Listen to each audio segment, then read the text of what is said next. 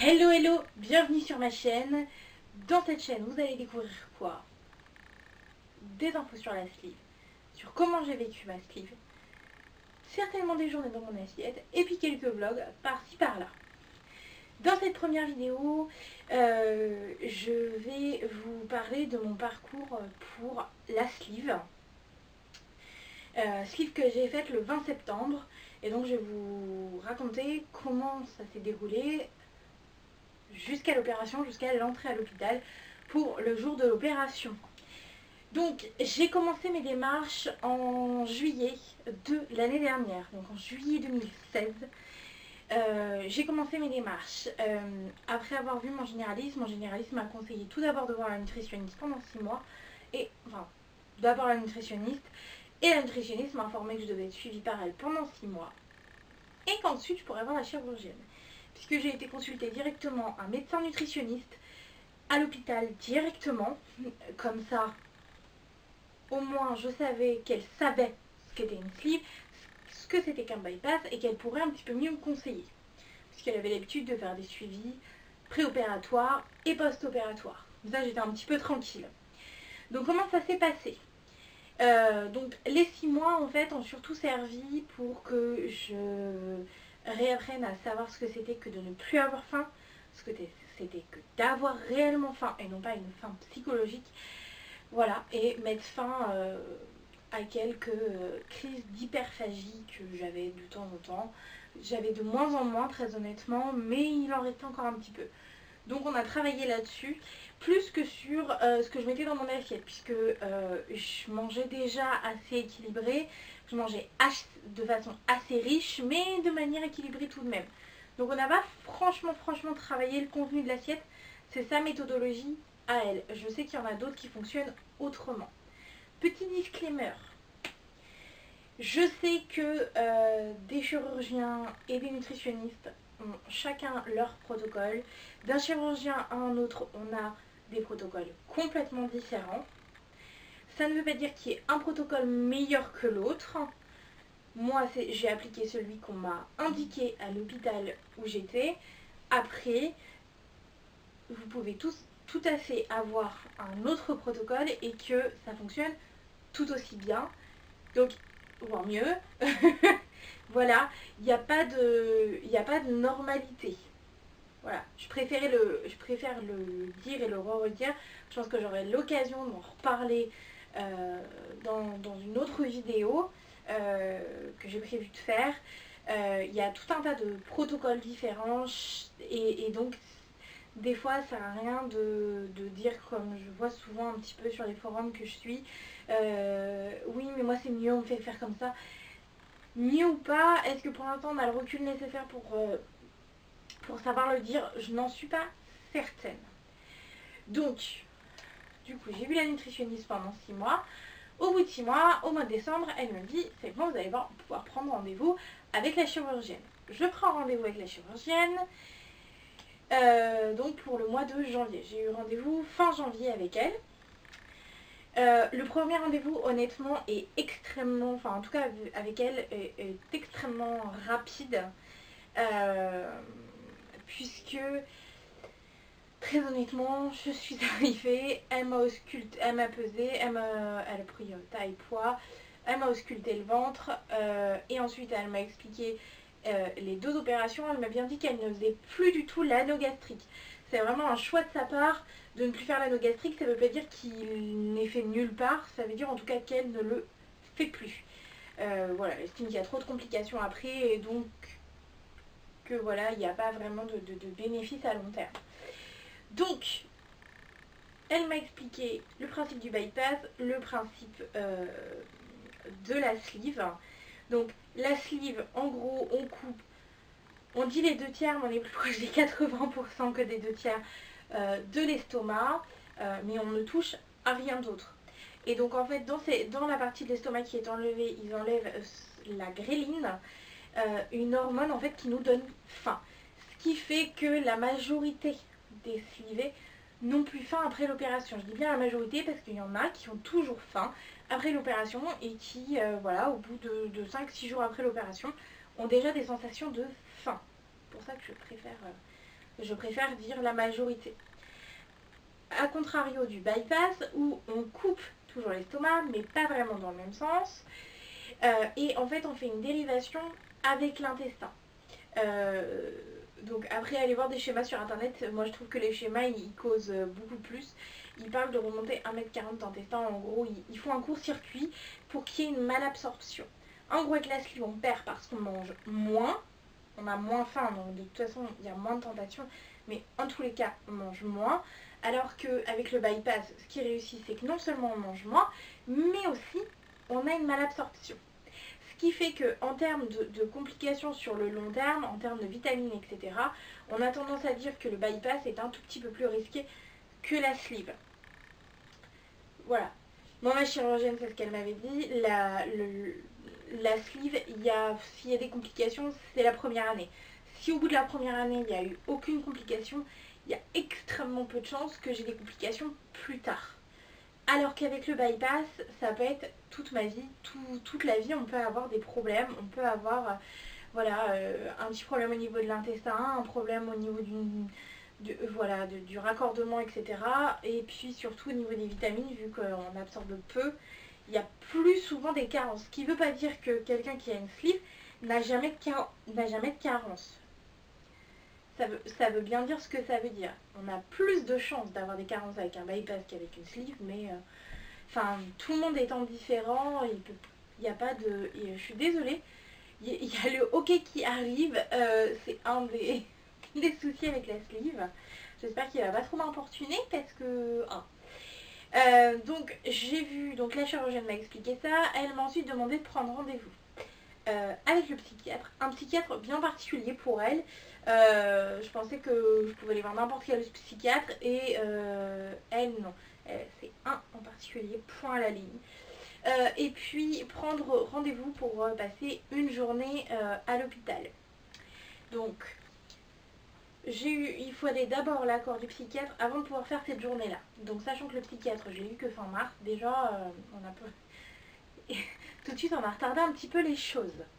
Donc le psychiatre, personnellement ça a été assez sommaire, enfin à ma grande surprise, ça a été quelque chose d'assez sommaire. En gros, il a mis l'accent sur le fait que il y avait qu'il y avait des personnes qui tombaient en dépression suite à la perte de poids parce qu'ils ne se reconnaissaient pas ou que c'était pas eux, etc. Et que ça pouvait mener au suicide. Il voulait, je pense, faire un peu peur pour que je comprenne bien que c'était pas une opération anodine. Et après ça, très honnêtement, il avait un questionnaire très... honnêtement, il m'a presque pas regardé. Enfin, j'aurais pu raconter n'importe quoi, il aurait jamais creusé. Enfin, après, voilà. Mais certainement que c'est comme ça que ça se passe. Mais moi, j'ai entendu dans d'autres hôpitaux où ils revoyaient plusieurs fois, ils ont des questionnaires extrêmement longs pour vraiment cerner la personnalité. Voilà, en tout cas avec lui c'est comme ça que ça se passe. Est-ce que vous avez déjà fait des tentatives de suicide? Est-ce que dans votre famille on a déjà fait des tentatives de suicide? Comment avez-vous pris du poids? Enfin voilà, des questions comme ça, assez classiques. Qu'est-ce que vous attendez de la perte de poids? Qu'est-ce que vous attendez de l'opération? Est-ce que vous attendez quelque chose de purement esthétique ou aussi de physique? Sachant que pour lui en tout cas, parce que je sais qu'il y a quelques psychiatres où c'est un gros mot de dire ça, mais pour lui l'esthétisme et le physique, ça va ensemble. C'est pas parce qu'on veut être plus joli que c'est forcément un mal et qu'on pense que sa santé vaut moins bien qu'un aspect esthétique. Voilà, parce que je sais que j'ai vu sur certains forums qu'il y avait surtout des femmes qui pensaient ça, après peut-être des hommes mais ils ne le disent pas, qui pensaient que si on disait au psychiatre qu'on voulait se faire opérer parce qu'on ne s'aimait plus tel qu'on était, c'était presque un gros mot. Mais en tout cas pour ce psychiatre-là, c'était pas un gros mot.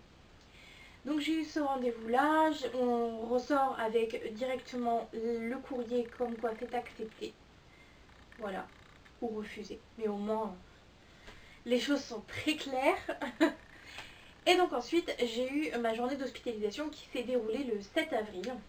Donc je trouve que c'est la journée où j'ai appris réellement appris le plus de choses. En gros, on arrive pour 8h ou pour 9h. On arrive, enfin pour 9h, en gros 8h30, jusqu'à 16h. On est parti, ouais, non, même pas 15h30, c'était terminé. Mais on était un petit groupe aussi. En gros, il y a eu un atelier sur le sport, l'importance de faire du sport avant l'opération, de déjà l'ancrer dans nos habitudes pour que ce soit moins difficile à mettre en place après. Donc il y a eu ça. Ça a duré une petite heure et demie, quelque chose comme ça. Ensuite, on nous calcule notre masse graisseuse et notre masse maigre pour vérifier si on a suffisamment de muscles. Parce que ça, moi, ils m'ont bien dit, en tout cas à l'hôpital où j'étais, que c'était un motif de refus si on n'avait pas suffisamment de muscles. Étant donné que quand on perd du poids, la première chose qu'on perd, c'est nos muscles. Ils veulent s'assurer qu'on en ait suffisamment pour ne pas... voilà, pour pas que ce soit un énorme choc. Donc il y a eu ça. Ensuite, ils nous font marcher pendant 5 minutes. Oui, 5 minutes.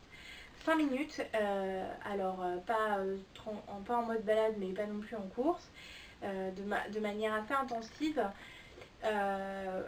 pour vérifier si on tient, si on est capable de faire du sport. Et je pense que, étant donné qu'il y a une journée d'hospitalisation, je crois 6 mois après, ça doit être pour voir si on fait des progrès, si on a fait réellement du sport, etc. etc.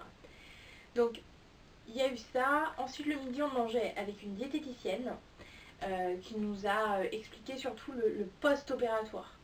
Les collations, le dumping syndrome, ce qu'il fallait éviter. Donc éviter ce que tout le monde sait, hein. On évite le coca, on évite de boire du champagne. L'alcool est à éviter. Alors, dans l'hôpital où je suis, ils sont très dans le à éviter, mais pas interdit. Pour eux, il n'y a pas d'interdit, il faut éviter, il ne faut pas que ce soit à tous les repas, il ne faut pas que ce soit tous les jours. Mais si c'est, voilà, à Noël, on a bu une petite flûte de champagne, bon bah, voilà, c'est pas non plus la catastrophe. Après, ça veut dire qu'on ne peut pas manger le foie gras sur le moment, hein. On est d'accord. Mais sur le principe, il n'y a pas d'interdit. Donc le repas, voilà, c'est à peu près ça, ne pas boire pendant les repas. Ça, on reparlera de toute façon des consignes alimentaires, mais c'est surtout ça en fait qu'elle a donné, des consignes alimentaires. Et puis l'après-midi, on a eu la visite d'une association qui est... La caméra est coupée, elle trouve que je parle trop. Je crois qu'on est d'accord. Donc, l'après-midi, je vous disais, j'ai eu la visite, on a eu la visite d'une association pour nous expliquer ce qu'ils proposaient, etc.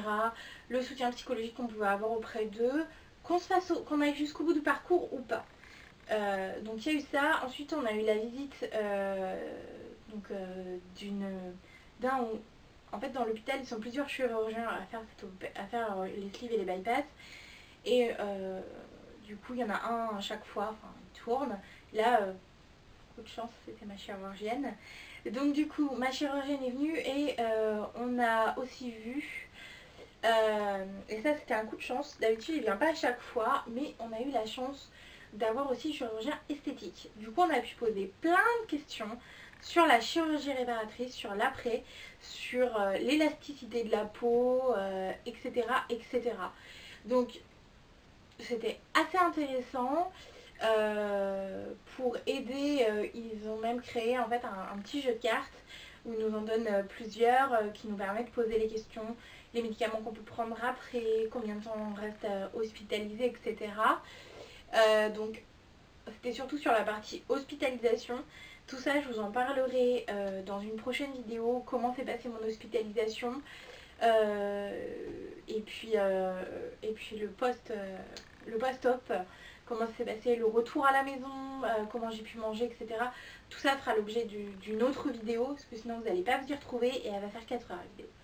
Pour la première, on va essayer de ne pas faire trop long, même si je suis bavarde. Donc on a eu tout ça. Une fois cette journée-là faite, en fait, le dossier passe en commission. Alors évidemment, j'ai oublié de dire entre-temps, il y a une énorme prise de sang à faire, qui est très longue, très très longue, puisque quand j'ai été là-bas, Il m'a fait mais vous allez avoir une chimiothérapie? Non.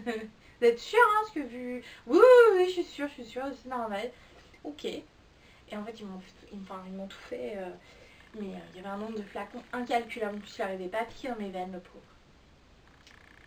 Ah là là là là là là. J'ai passé un sale quart d'heure. Donc, ça, ah si. Et pendant la journée d'hospitalisation, si j'oublie des choses, vous m'excusez. Ça commence à remonter, à faire quelques mois. Et puis entre-temps, j'ai eu l'opération, tout ça. Donc, dans ma tête, je suis un peu passée à autre chose. Mais, je vais vous dire quand même. On voit aussi, le jour de l'hospitalisation de jour, une endocrinologue. Franchement, elle vérifie juste si on prend un contraceptif. Et si une autre prise de sang pour voir si on a des carences ou pas. Et voilà, et ça devrait être tout. Je vous reparlerai de l'aspect contraception, etc. Parce qu'on m'a obligée à prendre un contraceptif autre que la pilule. Sinon, il n'y avait tout simplement pas d'opération. Donc, on ne s'insurge pas dans les commentaires. Je vous ferai une vidéo pour vous expliquer pourquoi. Sur le coup, ça m'a agacée. Avec le recul, je comprends. Donc, je vous expliquerai. Donc, ensuite, une fois que cette journée d'hospitalisation est faite, on passe en commission pour voir si la commission de l'hôpital est OK pour nous opérer ou pas. Ce qui ne signifie pas qu'on aura forcément un accord de prise en charge sécurité sociale. C'est bien deux choses distinctes. Il y a la commission de l'hôpital et la sécurité sociale. C'est pas parce qu'on a l'accord de la commission qu'on a l'accord sécurité sociale. Je préfère leur dire. On sait que c'est pas la même chose. Ensuite, on voit la chirurgienne. La chirurgienne nous dit passer à la prochaine étape ou pas. Et ils nous disent que la commission a préconisé comme opération. Alors moi, pendant que je l'avais vu la première fois en rendez-vous, elle m'avait dit qu'on partirait peut-être, très certainement, sur un bypass. Et finalement, elle m'a dit, on va plutôt faire une sleeve si vous êtes d'accord. Elle est partie sur une sleeve puisque j'ai des projets d'enfants, je suis jeune. Donc, elle veut éviter un maximum de complications, de possibles complications dans le futur. Sachant qu'une grossesse bypassée ou une grossesse slivée, c'est absolument pas la même chose. C'est pas... Enfin, ça se vit pas du tout de la même façon. Donc je pense qu'elle a voulu me simplifier la vie. Après, on verra dans le temps si elle a eu raison. Je lui ai fait confiance. Après, on verra bien.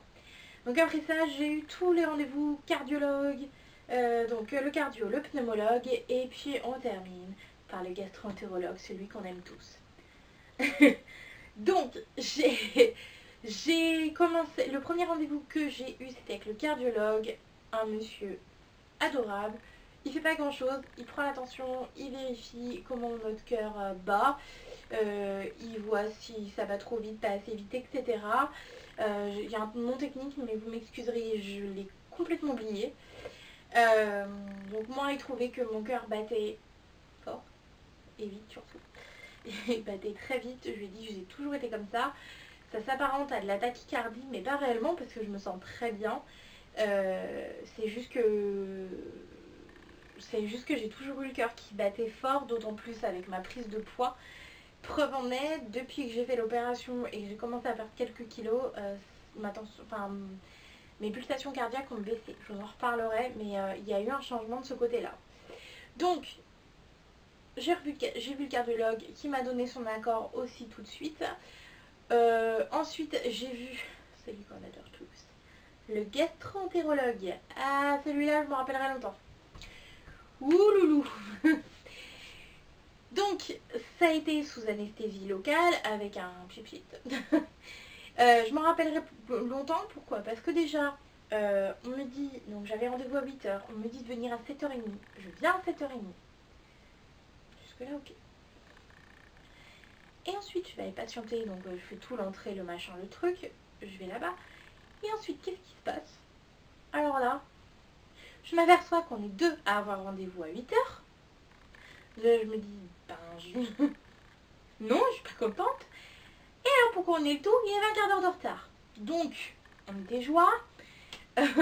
Heureusement j'avais posé ma journée, je me suis dit comme ça je suis assez tranquille, mais j'étais pas contente du tout. Parce que enfin deux rendez-vous à la même heure déjà, je trouve ça complètement absurde. Au pire fallait m'appeler, me décaler un peu l'horaire, enfin voilà. Ça c'est la première chose. Et puis ensuite, quand tu sais que tu as deux rendez-vous à 8 heures, t'arrives pas avec un quart d'heure de retard en étant nonchalant en plus et sans s'excuser. Ça pour moi, enfin médecin ou pas, le savoir-vivre parfois m'exaspère un tantinet. Surtout que derrière, monsieur étant en retard sur son planning, était pressé. Donc quand je répondais pas assez vite à ses questions, il s'agaçait, donc la moutarde elle m'est montée. Et alors le pompon sur la Garonne, donc on vous anesthésie la gorge avec un pchit machin, enfin, c'est tout un truc. En gros, on pchit une fois, vous le gardez dans la bouche 5 secondes je crois. Ensuite on avale, voilà. Et ensuite on vous insère, le gastro-entérologue vous insère la caméra, etc. Ça m'a donné des hauts le cœur absolument incroyables. J'en pleurais, enfin vraiment, c'était une catastrophe. Et qu'est-ce qu'il me dit le gastro-entérologue? Gastro-entérologue, écoutez, vous n'êtes pas une enfant, vous prenez sur vous. Toi, tu vas me gonfler. Après, c'est rapide, hein, honnêtement. Consultation incluse, ça a dû durer 10 minutes à tout casser. C'était très rapide, hein. Il n'y a pas de souci sur la rapidité. Mais je l'ai trouvé très imbu de lui-même et pas sympathique du tout. Il m'a pas mis en confiance. Enfin, très heureuse de ne pas l'avoir revu. Ça m'a énervée. Et puis j'ai terminé en rendez-vous par le pneumologue. J'avais déjà vu le pneumologue de toute façon pour faire des tests d'apnée du sommeil quand j'ai fait une dépression. Je vous en ferai aussi une vidéo. J'ai plein de choses à vous raconter, dis donc. Et donc j'ai pas eu à refaire de nouveau l'apnée du sommeil comme il l'avait déjà fait 2 fois. C'était absolument ridicule de recommencer, sachant que ça coûte cher quand même à la sécurité sociale, ces petites bêtises. Donc ça, donc il a fait des clichés des poumons, il m'a fait faire un test respiratoire, il était très content parce que ça s'était bien amélioré depuis la fois d'avant. Du coup il m'a dit c'est bien, ça va, vous faites du sport, c'est bien. J'étais contente. Donc voilà, et une fois cet accord-là, j'ai appelé dans la foulée pour avoir mon petit rendez-vous avec la chirurgienne pour fixer la date. Et donc pour vous donner un ordre d'idée de la rapidité qu'il y a eu entre le dernier rendez-vous et mon opération, j'ai eu le dernier rendez-vous le 12 août. Je me suis fait opérer donc le 20 septembre. Donc en fait, une fois qu'on a fait toutes les choses obligatoires, si le chirurgien est disponible, ça va assez vite. C'est tous les accords qui sont très longs. Alors, ça a été aussi rapide que ça aussi parce que, enfin entre les deux, parce que je suis à la sécurité sociale. Il faut savoir que le RSI et la MSA, ils ont tendance à être assez casse-pieds en ce qui concerne l'opération et la prise en charge. Les gens sont très souvent convoqués, surtout je crois pour le RSI. C'est ce que m'expliquait ma chirurgienne, parce que quand elle m'a fixé ma date, parce que entre le moment où je l'ai vue et le moment où je me suis opérée, il s'est passé juste 3 semaines tout pile. Et elle m'a bien dit que, elle m'a bien demandé avant de quel régime je dépendais, parce qu'elle m'a dit si vous aviez été RSI, on aurait plutôt mis 1 mois et demi après. Donc voilà pour le parcours préopératoire. Donc j'ai commencé le parcours en juillet 2016. Je me suis fait opérer en septembre 2017, donc 1 an et 2 mois. Ça peut paraître long. Quand on m'a annoncé tous les délais, honnêtement je trouvais ça très long. Au final déjà, premièrement c'est passé très vite. Et au final je ne regrette absolument pas le temps que ça a pris. Pourquoi je ne regrette pas? Parce que ça m'a permis de dire au revoir et adieu à la femme que j'étais, la femme qui mangeait trop, qui mangeait pas toujours très très bien, même si c'était assez équilibré, mais enfin, quand on se fait une montagne de tartiflettes, on peut mettre une salade à côté. Sur le principe de l'assiette, c'est équilibré, mais sur les quantités, ça va pas du tout. Donc, voilà. Donc, ça m'a permis de dire au revoir à moi-même. Et franchement, ça a été extrêmement bénéfique. Ça m'a permis de ne pas me lancer comme ça, de savoir exactement à quoi m'attendre. Et encore, le jour de l'opération, je me suis dit, mais ça a été vite. Donc vous voyez, Après, je sais que chacun vit différemment. Après, ça dépend aussi de l'âge qu'on a. Moi, pour information, j'ai 25 ans. Je pesais 131 kilos pour 1m52. Donc, clairement, il y a l'âge qui joue. Il y a l'âge qui joue. C'est-à-dire que je me doute bien qu'on n'est pas prête de la même façon à 40 ans comme on l'est. Eh bien écoutez, je sais j'ai été un petit peu vite sur ce côté là, mais je pense que la vidéo déjà elle doit faire 15-20 minutes, donc je pense que c'est déjà assez long je pense, hein, vous en conviendrez. De toute façon je vous ferai des vidéos un petit peu plus détaillées sur différentes, voilà, sur les 1 mois post-op, etc. Sur ce que je mange, je vous ferai certainement une journée dans mon assiette, etc. Je vous ferai aussi peut-être des comparatifs entre ce que je mangeais avant et ce que je mange maintenant. Parce que je me suis amusée à en faire et je peux vous dire que c'est choquant. Donc je vous en montrerai certainement quelques-uns. Et puis sur ce, je vous souhaite une bonne fin de journée. Et puis je vous dis à très bientôt dans une autre vidéo. Au revoir!